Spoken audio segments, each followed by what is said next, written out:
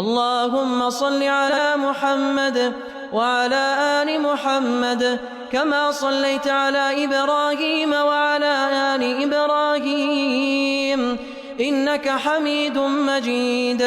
اللهم بارك على محمد وعلى آل محمد كما باركت على إبراهيم وعلى آل إبراهيم إنك حميد مجيد. मेहरबानी बाबा तव्हांजी मंज़िल थींदी वेझड़ी जीअं जीअं पंध कबो कामयाबी हासिल करे ऊचो कंध कबो हणी हंध कबो सिझो भारे सच जो।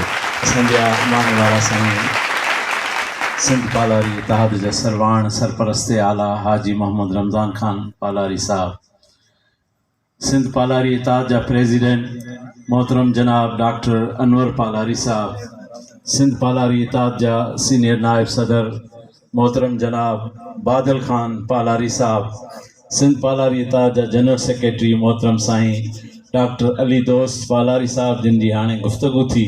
मुझे ख्याल में उन्हनि जे गुफ्तगू खां पोइ का ॻाल्हि रही न आहे जेका ॻाल्हि कबी, पर बहरहाल असांजो त असां पंहिंजो नज़रानो तव्हांजे ख़िदमत में ज़रूरु पेश कयूं। हिसो ॻंढियूं यूसुफ अलैहिस्सलाम खे ख़रीदारनि जे लाइ जेका ॿुढड़ी ढेरीअ जे एवज़ वठणु वेही उन लिस्ट में असांजो किथे को नालो फ़क़ीरनि जो कंहिं कुंड में हुजे। असां बि हिकिड़ी जिदोजहद कई आहे। अॼु हे नौजवान कोहिस्तान जे अंदरि तव्हांखे कहिड़ी बिरादरी जा सुजागी जी ॻाल्हि कंदे नज़र अचनि था, उन्हनि में वॾो अंग मुंहिंजे शागिर्दनि जो आहे, मुंहिंजे बचड़नि जो आहे। ऐं अॼु पंहिंजे हिन बुढ़ापे जी ज़िंदगी में अल्लाह साईं जो शुक्र अदा कयां थो जो रब साईं मूंखे तौफ़ीक़ ॾिनी त मूं पंहिंजो पोरियो कयो ऐं पंहिंजे गैरत ऐं शऊर जो हक़ अदा करण जी ज़रूरु कंहिं क़दुरु कोशिशि कई आहे। सिंध पालारी इतिहाद सभ खां पहिरीं त आउं शुक्रगुज़ार आहियां ऐं मुबारकबाद बि ॾियां थो हाजी निसार खान पालारी साहब, असांजो इंतहाई प्यारो दोस्त आहे। हाजी साहब जो वालिद हाजी महमूद साहब बि तमामु हिकिड़ो बुज़ुर्ग माण्हू, अल्लाह वारो माण्हू हो, नेक माण्हू हो। असां उन सां गॾु 10-15 साल गॾु नमाज़ूं पढ़ियूं आहिनि। हिकिड़ो अल्लाह जो प्यारो बानू हो, उनजो ही औलाद आहे। हाजी निसार साहब जा सभई फ़र्ज़ंद घणो करे मुंहिंजा शागिर्द आहिनि ऐं मूंखे इन ॻाल्हि ते फ़ख़्रु आहे, ख़ुशी आहे त अॼु हुननि हिकिड़ो सुजागी जो सॾु ॾिनो कोहिस्तान जे धरतीअ ते हिकिड़ो ख़ूबसूरत मेड़ाको कोठायो आहे। ही को शहर लेवल ते या तालुके लेवल ते नाहे, पर हिकिड़ी यूसीअ मां उम्मीदवार चूंडण जे लाइ हिकिड़ी ईअं सम्झो त गॾिजाणी मुख़्तसर रखी वई आहे। प्रोग्राम पालारी इतिहाद जो तव्हां ॾिठो नूरियाबाद में जेको मेड़ हो, जेको मेड़ाको हो, मुंहिंजे अखियुनि कोहिस्तान जे धरतीअ ते एॾो वॾो मेड़ाको इन खां अॻु में कॾहिं कोन ॾिठो। नंबर 2 त पालारी इतिहाद, सिंध पालारी इतिहाद क़ौम, असीं सभु सिंधी आहियूं, पालारी क़ौम नाहे, पर पालारी हिकिड़ी ज़ात आहे, हिकिड़ो कबीलो आहे। कोहिस्तान जे अंदरि हिकिड़ो तमामु कसीर तइदाद में वॾे अंग में पालारी बिरादरी मौजूदु आहे। कुदरत जे तरफ़ां हिकिड़ी सणाई इहा थियल आहे पालारी बिरादरीअ सां, सुजागीअ जे लाइ, कामयाबीअ जे लाइ, कामरानीअ जे लाइ, इज़त जे लाइ, तरक़ीअ जे लाइ, जो पालारी बिरादरी जो वॾे में वॾो अंग जेको आहे उहो पाकिस्तान जे वॾे में वॾे रोड, मोटरवे, अॻु में सुपर हाईवे, हाणे मोटरवे सां जुड़ियल आहे। इहो वॾो ओञाण आहे, पर बदकिस्मती या असांजी पंहिंजी कमी, छो त क़ुरान चयो आहे त आऊं कंहिं बि क़ौम जी, अल्लाह साईं थो चवे क़ुरान में त आऊं कंहिं बि क़ौम जी हालत तेसि ताईं न आहियां सुधारींदो जेसि ताईं उहा क़ौम पंहिंजे हालत खे सुधारण लाइ पाण संदरो न ॿधे। असांखे सुधरण जे लाइ पाण सोचणो पवंदो। रोड ते आबाद हूंदे माण्हू असां पंहिंजे अखियुनि सां ॾिठा बसनि जे सीढ़ियुनि में लटकिजी, गाॾियुनि जे छितुनि ते लटकी, नूरियाबाद जी सॼी आबादी, ॻोठाणे आबादी जा माण्हू झंपीर में 6हीं क्लास पढ़ण जे लाइ वेंदा हुआ। छा उन्हनि जो तालीम हक़ न हो या मुमकिन न हो? अॼु पाकिस्तान जे वॾे में वॾे रोड मोटरवे जिते आए ॾींहुं हादसा थियनि था, इंसानी जानियूं ज़ाया थियनि थियूं, उते अरबाब गुलाम रहीम साहब सिंध जे अॻूणे वॾे वज़ीर 32 बेड जी अस्पताल तयार कई आहे। छा हितां जा MNAs, MPs, मिनिस्टर जे चाहिनि त उन अस्पताल जी एसरी नथा कराए सघनि, उन अस्पताल में उहे सहूलियतूं नथा मुहैया करे सघनि जिते मरीज़ जे लाइ 24 कलाक एम्बुलेंस जी सहूलियत न आहे, का टेस्ट नथी थिए। अस्पताल वञी तव्हां ॾिसो त माण्हुनि जो धड़ो लॻी पई आहे, खंडराट लॻी पई आहे। छो? उन्हनि माण्हुनि जी इहा तालीम हक़ न आहे, इहो सिहत हक़ न आहे।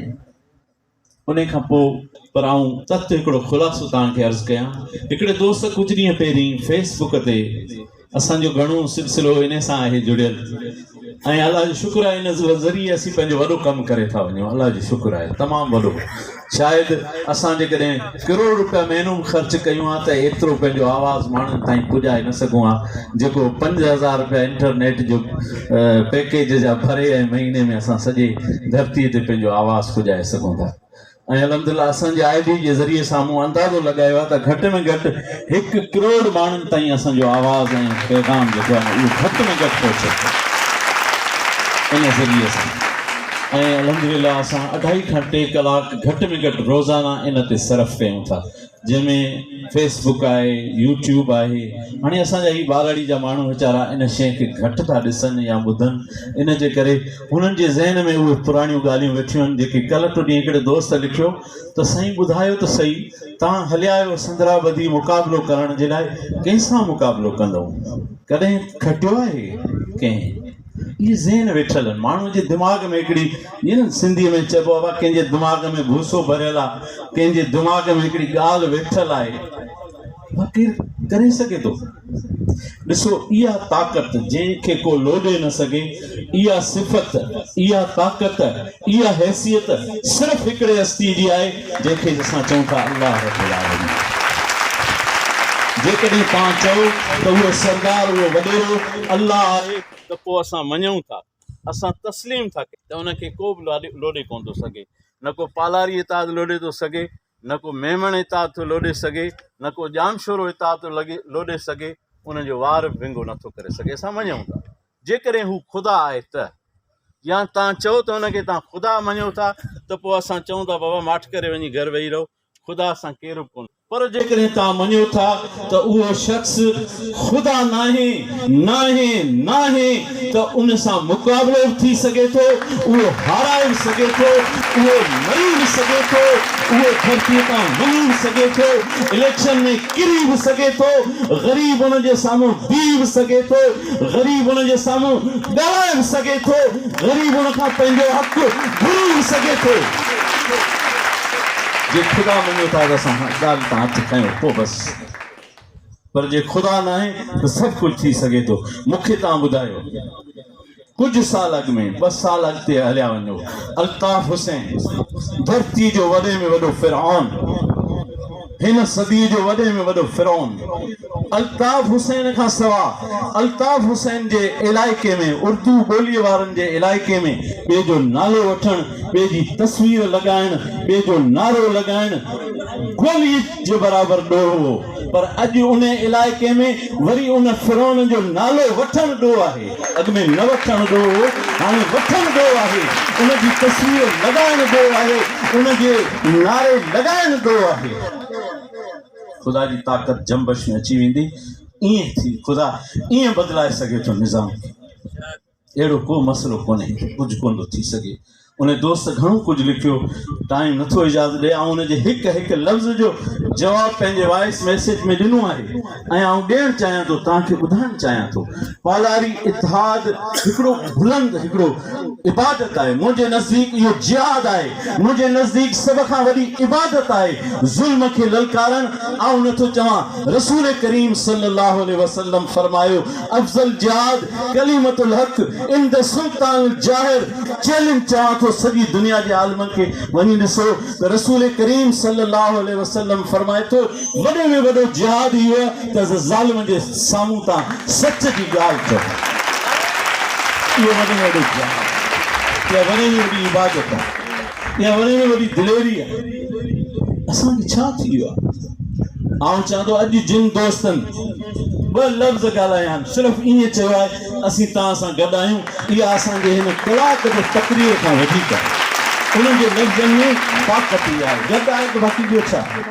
इहा ई शइ त असीं चाहियूं था त गॾु थियो जो अल्लाह साईं जल शानू पाण चयो आहे हदीस कुदसी में रसूल पाक सल्लल्लाहु अलैहि वसल्लम जा लफ्ज़ आहिनि अल्लाह जो महबूब असां सभिनी जो महबूब सल्लल्लाहु अलैहि वसल्लम फरमाए थो यदुल्लाह अलल जमाअ हदीस आहे नबी साईं जी पंहिंजो ईमान आहे सच्चाई यदुल्लाह अलल जमाअ तव्हां गॾु थी वञो तव्हांजे मथां अल्लाह जो हथ अची वेंदो गॾु थी वञो अल्लाह जो हथ तव्हां सां अची वेंदो मूंखे ॿुधायो त जेकॾहिं अल्लाह जो हथ अची वञे पोइ तव्हांखे कोई लोॾे सघे थो ख़ुदा जो कसम तव्हांजो केरु व्यवहार बि विंगो कोन करे सघे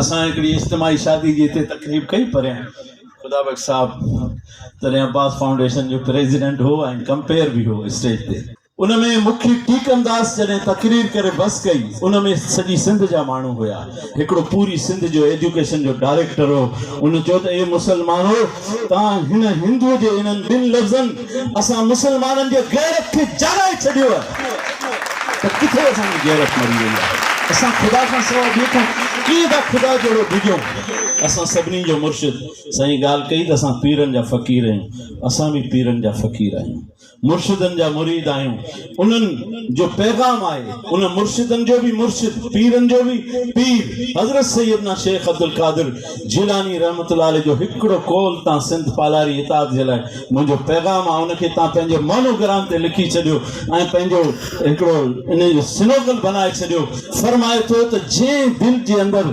राईअ जे दाणे जेतिरो बि अल्लाह खां सवा ॿिए जो ख़ौफ़ आहे महबूब सुबानी हज़रत बादशाह पीर रहमतुल्लाह अलैह फरमाए थो त उन दिलि में राईअ जे दाणे जेतिरो ईमान कोन्हे जंहिं दिलि में ख़ुदा खां सवा ॿिए जो ख़ौफ़ आहे छो असां कंहिंखे ख़ुदा बनाए छॾियो छा बि हुजे सरदार हुजे क़ौमूं हुजनि राज हुजनि भल हुजनि पर ख़ुदा न आहे महिरबानी करे कंहिं इंसान खे ख़ुदा न बनाए फना है सबको फना है अवाम गॾु थिए इन खां वॾी ॿी का ताक़त न आहे अवाम जो हिकु आवाज़ थिए इन खां वधीक ॿियो को पावर न आहे अवाम सुजाग थिए इन खां मथे ॿी का अहिड़ी ताक़त न आहे दुनिया जे अंदरि जो इनखे लोॾे सघे किसी की ॻाल्हि न कयो मुंहिंजा दोस्तो मुंहिंजो भाइरो तव्हां यकीन कयो सभु कुझु थी सघे थो तव्हां सिर्फ़ु पंहिंजी ज़िम्मेवारी महसूसु कयो तव्हां इहो अहसासु धारियो त तव्हांखे कीअं दीवार सां लॻायो वियो आहे तव्हां इहो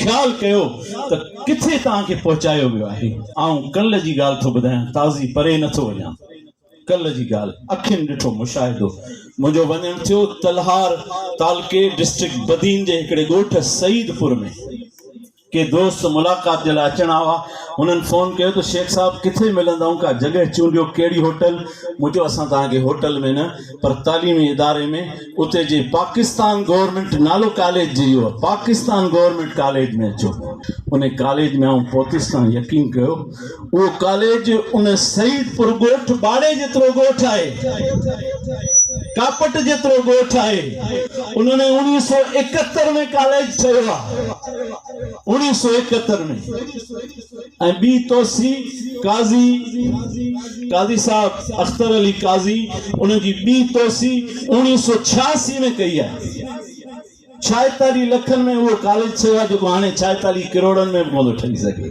कॾहिं ठहियो आहे 1986 में असांजे थाणे बुला खान जा छोकिरा उथिया नौजवान चवण असांखे कॉलेज ॾियो ऐं पाण 15 साल उन स्कूल में उस्ताद रहियो आहियां उन स्कूल जो फर्स्ट ईयर इंटर जा क्लास हलंदा अपग्रेड थियो 92 में उनखे कॉलेज घुरण जे सज़ा में उनखे रिवर्स कयो वियो उतां फर्स्ट ईयर इंटर जा क्लास ई ख़तमु कया विया तव्हां तालीम था घुरो अड़े बाबा तव्हांखे तालीम ॾेई सरदार ऐं वॾेरा चवंदा तव्हांखे तालीम ॾेई असीं पंहिंजे पेर ते पाण कुआड़ो आणूं छा तव्हां ते असां कब्ज़ो करे ई तॾहिं सघंदासीं जॾहिं तव्हां जाइल हूंदो ज़ोरीअ वोट पुलिस जे डंडे सां वोट तव्हां खां वठी तॾहिं सघिबा जॾहिं तव्हां जाइल हूंदो हा तव्हांखे धुतारींदासीं कॉलेज अचे पियो मौलाना नूरानी साहब MRD जे हिकिड़े जलसे में चयो मूं पंहिंजे कननि सां हुन जा लफ़्ज़ ॿुधा हुन चयो त ज़ियाउल हक़ वारो इस्लाम जे कॾहिं माकोड़ीअ जे स्पीड में अचे हा त 10 साले में पुॼी वञे हा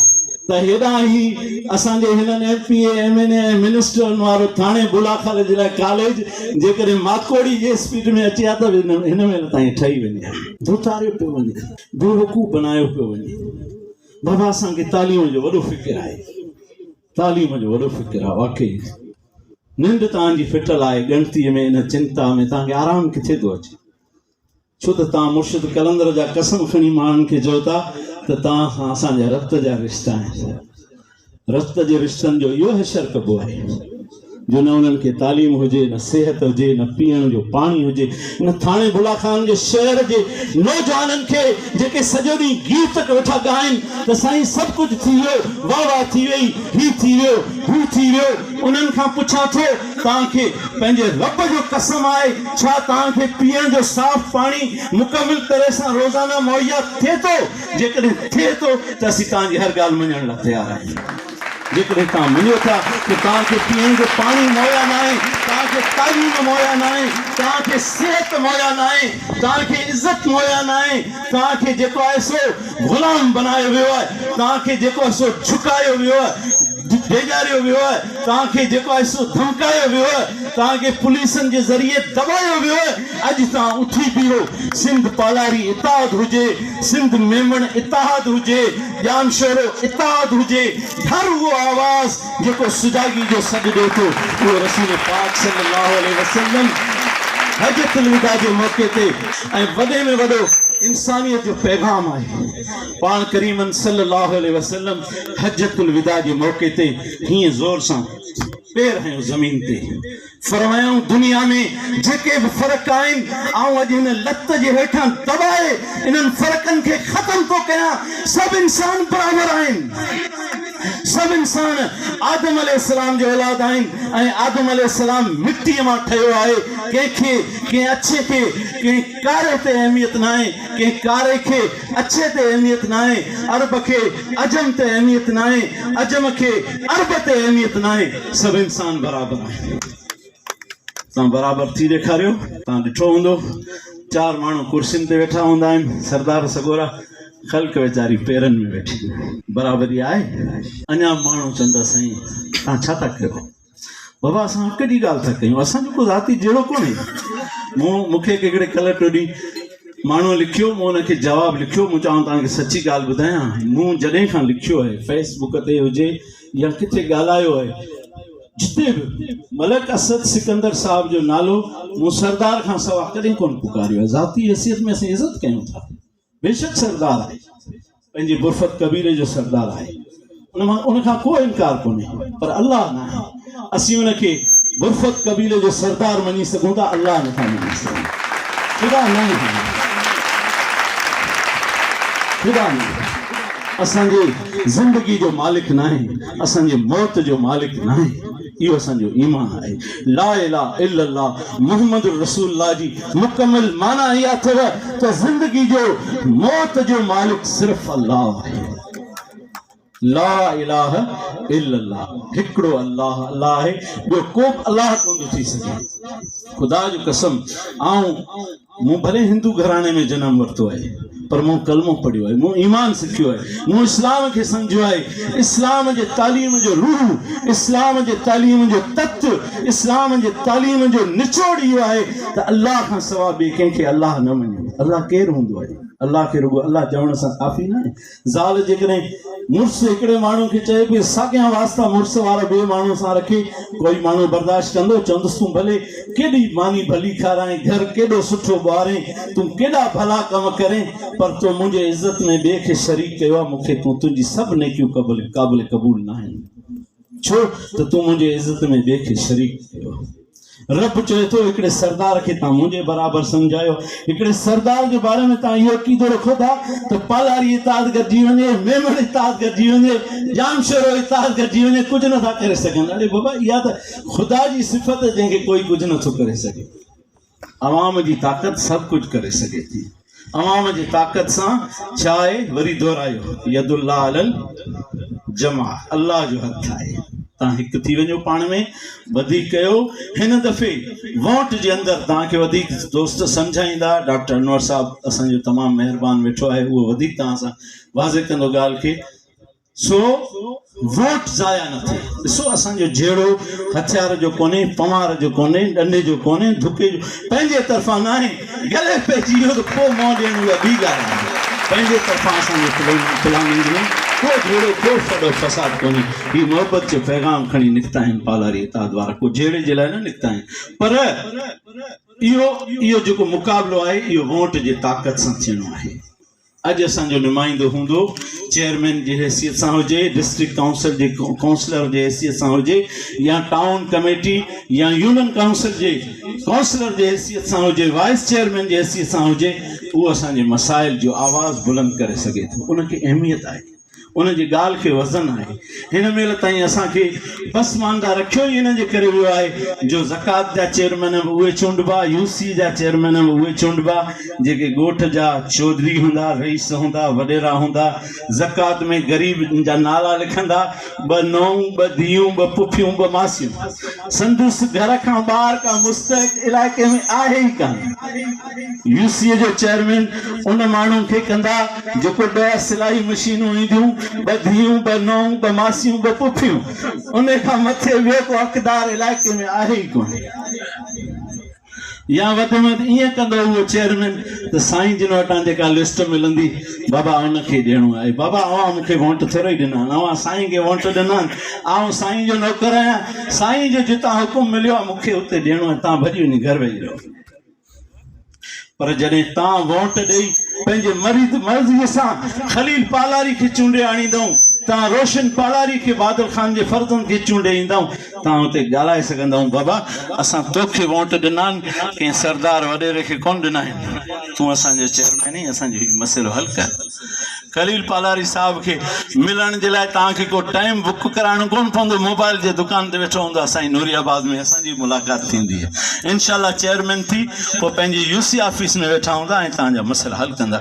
सो बहरहाल आउं वधीक वक़्तु नथो वठां, ऐं तव्हांखे गुज़ारिश थो कयां महिरबानी करे हिननि शयुनि जी अहमियत ठारियो संजीदगीअ सां। इनशाला आउं चाहियां थो को तफ़सील में तव्हां असांखे कचहरियूं थियनि, पर बहरहाल वक़्त जी नज़ाकत खे ॾिसंदे आउं तव्हांखां इजाज़त वठंदे इहो वरी ॻाल्हि दोहिरायां थो, भाउ हाजी निसार पालारी उन जे फर्ज़ंदनि खे मुबारक।